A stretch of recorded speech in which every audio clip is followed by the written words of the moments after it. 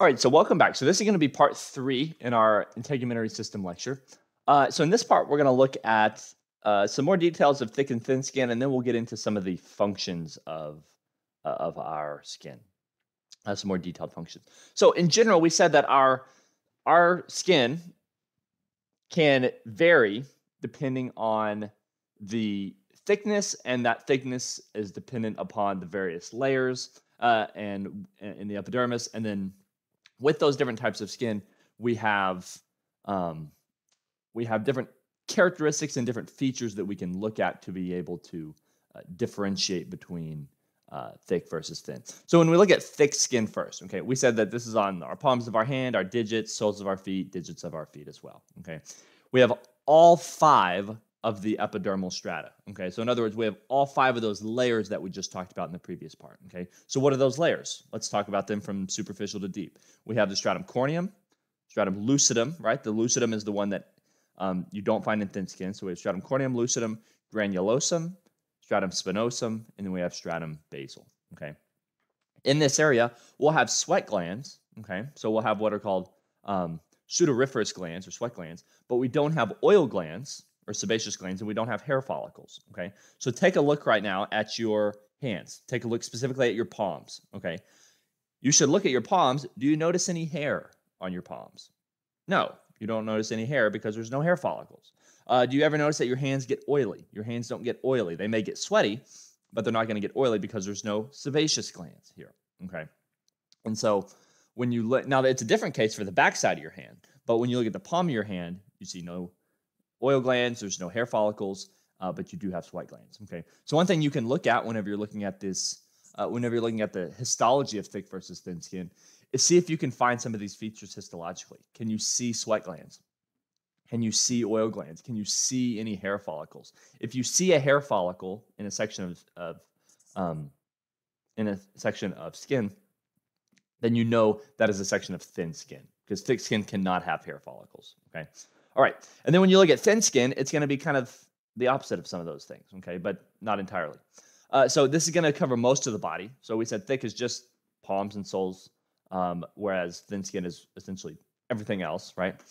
It's going to lack that 5th layer. It's going to lack the stratum lucidum. So you'll go from superficial to deep. You'll have stratum corneum, skip the stratum lucidum, granulosum, spinosum, and basal, okay? So if you're asked on a homework or an exam question or something to list the layers of the skin, or excuse me, list the layers of the epidermis in order from superficial to deep or deep to superficial, you have to look and see, okay, is it asking to list it in superficial to deep or deep to superficial for thick skin, or is it asking to do it for thin skin? Because it's going to vary, and it's not the same between those two. So you have to be specific with that, all right? And then in thin skin, you do have sweat glands, you have hair follicles, and then you also have sebaceous glands as well, okay? You can also see when you look over to the right, the difference in the thickness of the epidermis between these two, and also specifically the difference in the thickness of the stratum corneum. So in this one to the right, just this kind of top blue layer, or excuse me, this one to the left, just this kind of top dark blue purple layer, that's the stratum corneum.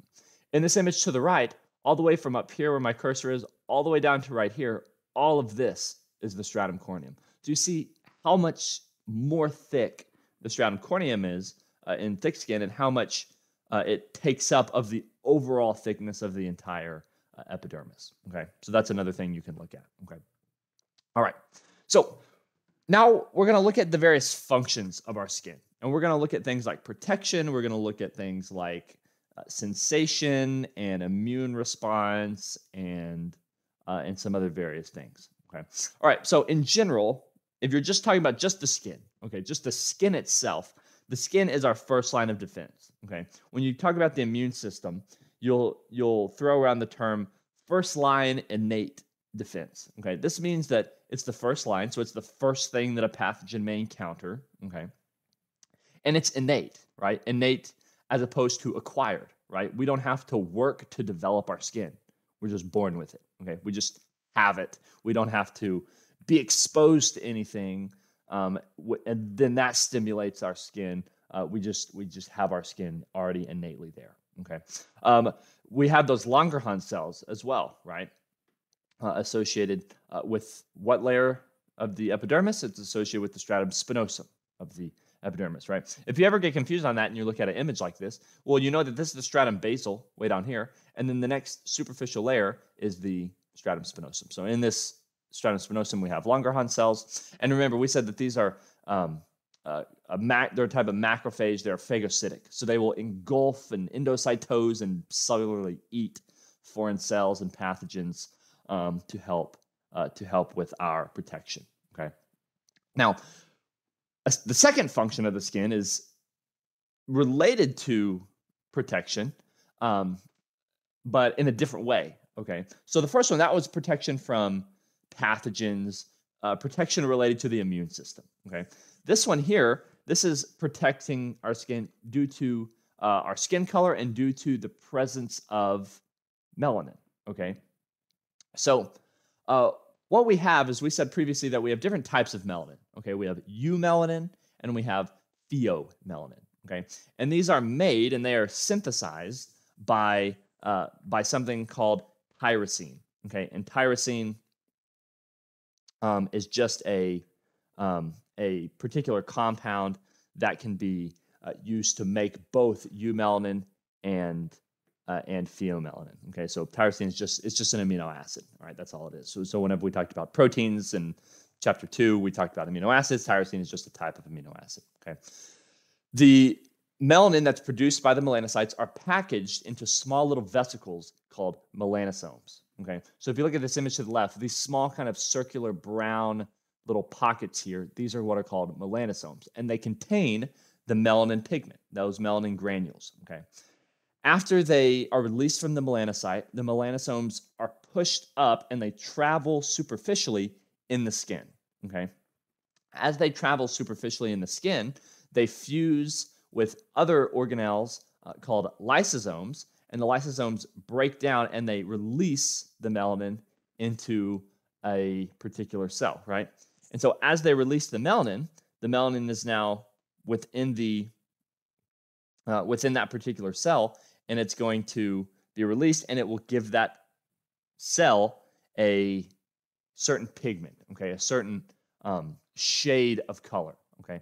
Now, depending on where the melanosomes release their pigment, where they release the melanin, you're going to get varying shades of color, right? So if you look at the image to the left, you notice that on the left side of that image, you have a lot of melanin granules more superficial in the skin, okay. So what that means is that they're more superficial in the skin, they're closer to the surface, so you can see them a little bit easier. So the skin appears to be darker in color. Okay. If you look at the image to the left image, but on the right side of it, you notice that there are fewer melanin granules, less pigment, but the melanin that is there is more deep in the epidermis. Okay. It's not as superficial, not as external. So this means that the skin has a lighter colored appearance to it. Okay. So this is one way that you can have alterations, or not alterations, but variations in the coloration of the skin. Okay, so in darker skinned individuals, the melanin is more numerous, and it transfers more superficial in the skin. In individuals with lighter skin or more pale skin, the transfer and the release of that melanin occurs deeper within the skin, kind of closer to the stratum basal and maybe the stratum spinosum. Okay. All right. Now you have different numbers of melanosomes in different people, but by and large, the difference in pigmentation is not necessarily the amount of melanocytes, but it's the amount of melanin produced by those melanocytes. Okay, and so you see this in different individuals with varying shades of skin color. Now, you can also have conditions in which the production of melanin is insufficient or is less than normal. And when this happens, you get something called albinism, right? And so you've all heard of the term albino, right? This is without pigmentation. This is without the production of melanin. And so you lack all pigmentation, right? You're this very white color, that this kind of not white in the sense that you have just a little bit of melanin, but in the sense that you have no melanin synthesis and no melanin production. And so your cells are unable to house it because there's nothing there. There's no melanin being produced. Okay. Now you can also have different specific areas of the skin that happen to produce more or less melanin than other areas, and this is what happens when you get things like freckles. Okay. So these are just small regions of the skin that have melanocytes that are producing more melanin than the surrounding areas. So that specific region or that specific spot of skin tends to be more darkly pigmented. Okay, so there's lots of different variations in skin pigmentation and the reason for the differences in skin pigmentation. Okay, all right. So the third function is a big one, and this is having to do with sensory. Okay, sensory information. So in other words, our ability of our cells to detect some type of stimulus, and then our ability to perceive that. Okay, so we'll talk later in later lectures later on about the difference between sensation and perception. They're related, but they're not exactly the same. So sensation is just when our cells detect some stimulus, and then perception is when we are made aware of it, right? When we're conscious of it. Okay, so not everything that we sense we perceive. Okay, that would be overload. Okay, we would be made aware of far too much in our environment, and so not everything that we sense we perceive. Okay, so when we look at sensory, we have different specialized receptors and specialized cells that detect different types of stimuli. Okay, and so we're going to talk about some of these and talk about where they're located. Okay, most of them are located within the kind of deep layer of the epidermis and into the dermis, and then there's some that may stretch up into the dermis. Okay, so one type of receptor is called a tactile disc or a Merkel's disc. Okay, and these are associated with very fine touch and pressure. So a fine pinprick or something that touches you that's very sharp and very pointed, very fine. It's not rough, it's not crude, it's not hard and pushing down very hard, but it's just very fine and very light. Okay, these tactile discs or these Merkel discs, and here you see them right here, right at the border, kind of butting up with the stratum basal of the epidermis. Okay. All right. Next one are what are called Meissner's or tactile corpuscles. All right. Now we'll talk about a couple of different types here of corpuscles. These corpuscles are kind of wrapped, if you will, wrapped in a connective tissue capsule. Okay, that's why they're called a corpuscle. These ones specifically we find in the dermal papillae. So we mentioned earlier the epidermal ridges, and then next to that and adjacent to it are these dermal papillae. These Meissner's corpuscles kind of insert themselves within these dermal papillae, and these are responding to also light touch and pressure, as well as some vibration. Okay, so more low frequency vibration. Okay, all right.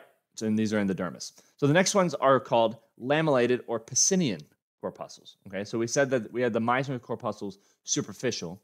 The lamellated corpuscles are way down deep in the dermis. Okay, these respond to more high frequency vibration as well as very deep pressure. Okay, so you can imagine they're deeper within the skin.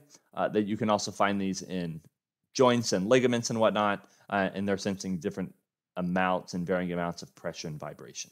All right. Okay. Next one is Ruffini corpuscles. All right.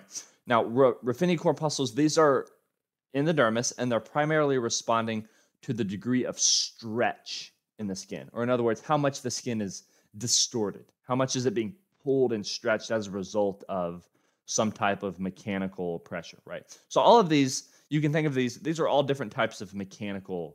Okay, we'll talk about mechanoreceptors in later lectures, but these are just receptors that respond to some type of physical mechanical stimulation. Okay. All right. And then our fourth function is related to vitamin D production. Okay, so we talked about vitamin D production a little bit in either part 1 or part 2, I don't remember. But this is having to do with our ability to ultimately respond to UV radiation. And in response to that UV radiation, we are able to absorb calcium in our gut, so in our digestive tract, and then use that calcium for bone mineralization, and we use calcium for blood clotting, and we use calcium for nerve impulse conduction and muscle contraction and all these different things. Okay, but for right now, the main thing you can think of calcium being associated with is our skeleton and bone mineralization. Okay, so what we have happen is we said earlier that we had melanin to help protect us against the UV radiation. Okay, and that's true in the sense that we're protecting ourselves from excess UV radiation, right? So from damaging UV radiation, damaging to our cells, that could also DNA, that could potentially cause some type of cancer, right? And so we do need, however, some degree of vitamin D, and it's to ultimately make this thing called calcitriol that we need for calcium absorption, okay? So what we have happen is in our skin, if you remember from our skin lecture, we have a compound that's called cholesterol, okay? And we're converting a cholesterol-related molecule into something called cholecalciferol, okay? And this is what's called vitamin D3, okay? So you've all heard of vitamin D. So here is cholecalciferol that's converted and made in the skin, okay? This cholecalciferol, or vitamin D3, the vitamin D3 is sent to the liver where it's altered, okay, into something called calcifediol. And then this is sent to the kidney where it's converted into something called calcitriol, okay? And calcitriol is the active vitamin D3, if you will. It's the active form. From the kidney, the calcitriol leaves, goes in the blood. It stimulates the absorption of calcium in the small intestine, okay? We then can absorb the calcium, and we can use it in any of those in those different locations that I just mentioned, okay? But for now, you can generally think of the bone, and we'll get to the bone here in a lecture or two. So you can have things go wrong if you don't have enough UV radiation, okay? So in areas of the world in which UV radiation is not prevalent, or in areas that are very cloudy with overcast skies a lot of the times, in individuals who have a severe lack of vitamin D in their diet, you can actually have vitamin D deficiency in this case, and this results in a lack of calcium absorption. So if you have a lack of calcium absorption, you're going to have less in your bones. This can result in abnormal bone development, and you can develop something called rickets, okay? And we'll talk about rickets when we do our skeletal system lecture. But in general, as a result of the lack of calcium absorption, because of the lack of calcium that's going into the bone, and maybe now because we don't have enough calcium in our blood because we're not absorbing enough, maybe we have to pull excess from the bone, our bones are going to become more weak. And under the stresses of our own body weight, our bones can actually kind of bend and change shape. And this is something that is called rickets. Okay, you see it typically as very extreme. If you think of something like bow-leggedness, it looks like very extreme bow-leggedness. Okay, because of the weight of the upper body pushing down on the bones of the lower leg, you get this curvature of the lower leg. And you can look up a picture of rickets and see this for yourself. I think I forgot to add a picture here. But it's a result of the lack of vitamin D here, lack of exposure to the UV radiation, so less calcium absorption, so you get these kind of downstream effects. This is largely not an issue in North America and in the US because a lot of dairy companies now are required to add cholecalciferol. So they're required to add this compound into the milk, and you may see on the package of something, it'll say fortified with vitamin D or vitamin D or something like that. That's just saying it has this compound. And so even if you weren't to get the exposure to the UV radiation, you're still getting this compound, and so it's still going to be converted to calcitriol, and so you can still get the calcium absorption in the small intestine. Okay. All right. We're going to stop here, and then we'll pick up with our last part of this part one by talking about the dermis.